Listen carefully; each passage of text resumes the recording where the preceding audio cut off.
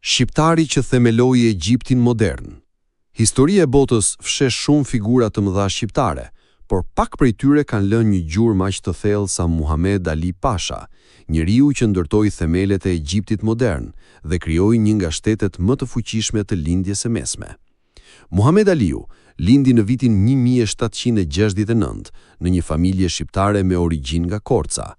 Në atë kohë, askush nuk mund ta imagjinonte se djali i një tregtari duhani do të bëhej një nga sundimtarët më të fuqishëm të shekullit 19. Ai u rrit në një periudhë trazirash të mëdha për perandorinë osmane, ku luftrat, korrupsioni dhe konfliktet po dobësonin gjithnjë më shumë shtetin osman. Gjithçka ndryshoi kur trupat osmane dërguan ushtar në Egjipt për të larguar ushtrinë franceze të Napoleon Bonapartit. Midis atyre ushtarëve ndodhej edhe Muhamed Aliu me trupat shqiptare. Egjipti në atë kohë ishte në kaos total. Mamlukët luftonin për pushtet, osmanët nuk kishin kontroll të plot dhe populli jetonte në pasiguri. Por shqiptari pa një mundësi aty ku të tjerët shikonin vetëm rrëmuj. Me zgjuarsi të jashtëzakonshme politike dhe aftësi ushtarake, ai arriti të fitojë mbështetjen e popullit dhe të elitës fetare në Kairo. Në vitin 1805, ai u shpall sundimtari i Egjiptit. Ishte fillimi i një epoke të re që do të ndryshonte përgjithmonë historinë e vendit.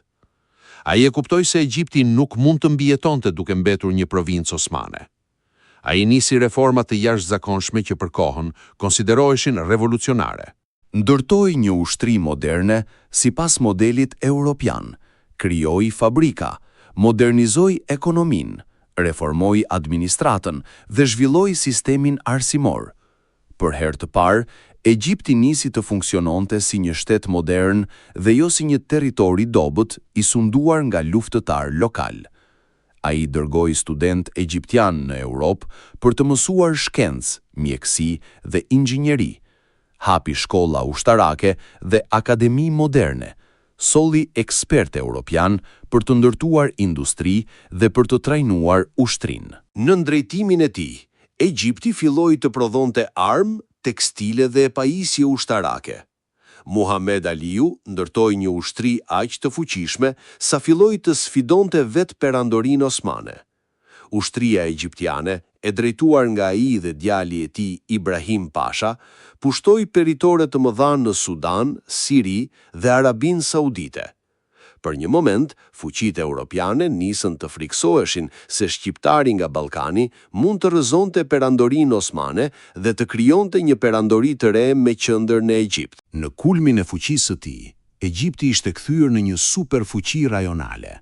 Kairoja po transformohej në një qendër moderne politike dhe ekonomike. Shumë nga institucionet që ekzistojnë sot në Egjipt kanë rënjët tek reformat e Muhamed Ali Pashës. Për këtë arsye, historianët e quajnë babai i Egjiptit modern. Një nga veprat më të famshme të tij mbetet edhe xhamia e Muhamed Ali Pashës në Kairo. Sot konsiderohet një nga simbolet më të njohura të Egjiptit dhe vizitohet nga miliona turistë çdo vit. Dinastia që ai krijoi sundoi Egjiptin për afro 150 vite, deri në vitin 1952. Pra, ndikimi i një shqiptari mbi Egjiptin zgjati më shumë se një shekull.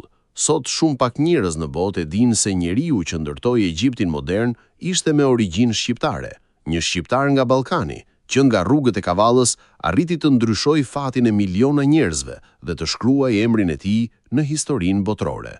Kjo është historia e një shqiptari që nuk sundoi vetëm një vend, por ndërtoi një epokë të tërë.